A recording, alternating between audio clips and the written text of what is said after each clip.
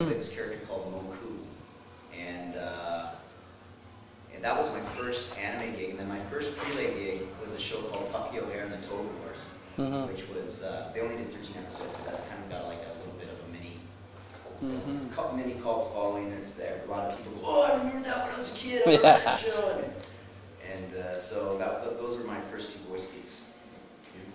Mine was a prelay show in 2000 called The Lost Continent, which you'll never see because it's lost. It's lost. That's right. Show. It was that was my very first show, and Sam was the lead on that, and I was kind of his right-hand man. I was like the Little John to his Robin Hood. It was actually a really cool show. It was really neat idea. So why don't we ever see it? Because the production company went belly up and they lost all their money or something. Because they Hence the word lost. I mean, come on. Yeah. I just loved it because it was really cool. Actually, the head writer on it was the same guy who was the head writer on the old Dungeons and Dragons cartoon. Oh, yeah. So that was kind of cool. And we're all like freaked out because we watched that as kids. Yeah, oh my God, that was our generation. Yeah, so. But it was neat. It was a show about this place, this lost continent, if you will, where people from all different time zones in Earth's history were sort of trapped. So Sam's character, the main guy, he's looking for his father, who's this professor dude played by Christopher Gage, who gets trapped in this island. And I played Sir Geoffrey de Belvedere, who was this 12th century British knight, and I became young Jack's right-hand man in his quest to find his father. Well met, young.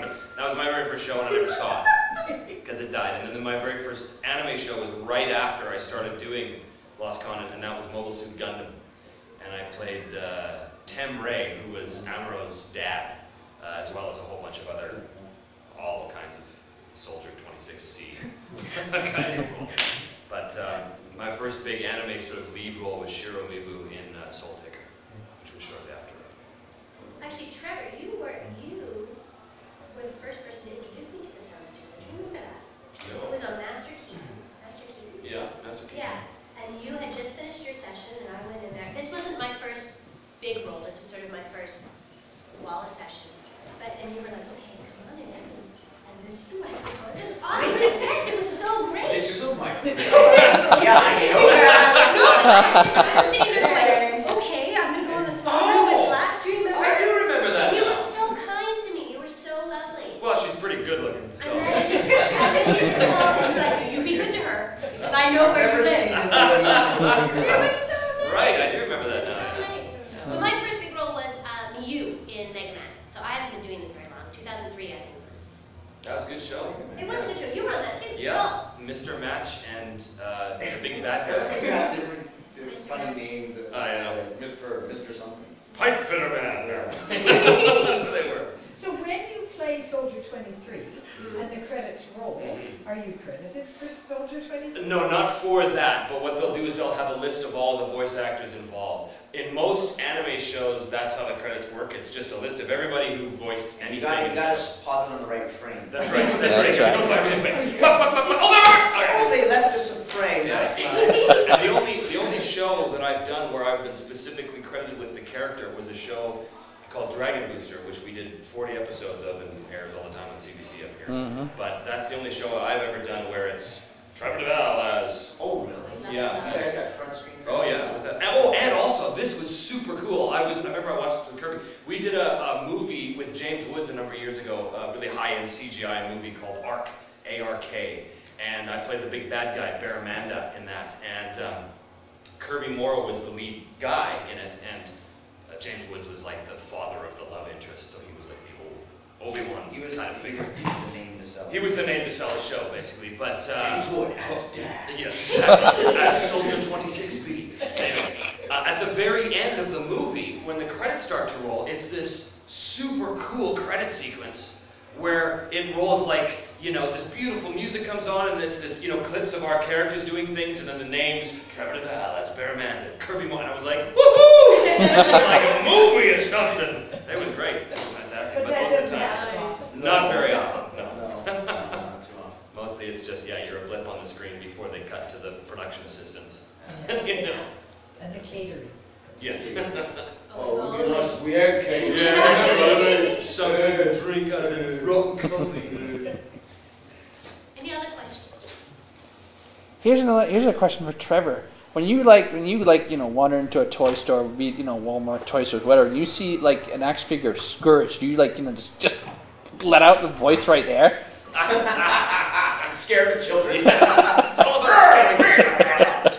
I remember actually the first time I found Scourge, Transformers Cybertron. I played Scourge, and the first time I found a figure for him, I was in what's the name of the giant stores in like? Yeah, but it's this was in the States, and it's a big store. Yeah, where it's 24 hours. KB Toys? No, it's not a toy store. It's a store where you It's not can. F.O. Schwartz. No. No. It's like a Walmart, but it sells. Target? Yeah, anyway, whatever. It's something like that. One of those Okay. big stores. And we were there buying groceries and some thing to drink and toys, apparently, because there was this massive toy section. And I was walking with Coleman, I think it was, and I saw this little mini Scourge, little mini thing, and I was like, oh yeah, I had to, because it was like $2 or something. I was worth $2 that day. It was pretty cool. But no, I don't often let the voices out. Although I remember I was in a comic shop that opened right by my parents' house in Edmonton, where I grew up. And this is like last year or something, 2 years ago. And I was walking through the comic. I was just walking around the hood, sort of reliving my childhood glories and smelling the air of my old neighborhood. And I walked into this comic shop, and there was a figure of, I don't know, or something, or maybe Lula Flogger's fighter, or something. There was something to do, and I looked at that, and I went, huh, and I could see the girl behind. She was, maybe 16 or something. She said, oh, "Can I help you with anything?" And I said, "Well, I don't know. I'm just remembering flying that thing." And she says, "Well, I don't understand." I said, "Oh, it's nothing. I do a voice." She said, "You're Trevor Duval, aren't you?" Well, yeah, how did you know? She said, "You're Lula Flogger." Yeah. But she recognized me right away. It was hilarious. So I was a bit creeped out. No, but that was kind of cool. That was because we don't get recognized very often. No. At conventions, But I prefer it that way. I prefer sort of the limited fame that we have, Anyway. Not Sam. It's your criminal past. With my criminal past. But Sam's got way more, characters that have been turned into toys than I have, that's for sure. Do you have them all, Sam? I don't know. Sometimes it's hard to find them in Canada. Yeah. Yeah. You have to go to the States to get some of those toys, so I've gotten a couple of toys from people who just give them to me, and that's nice.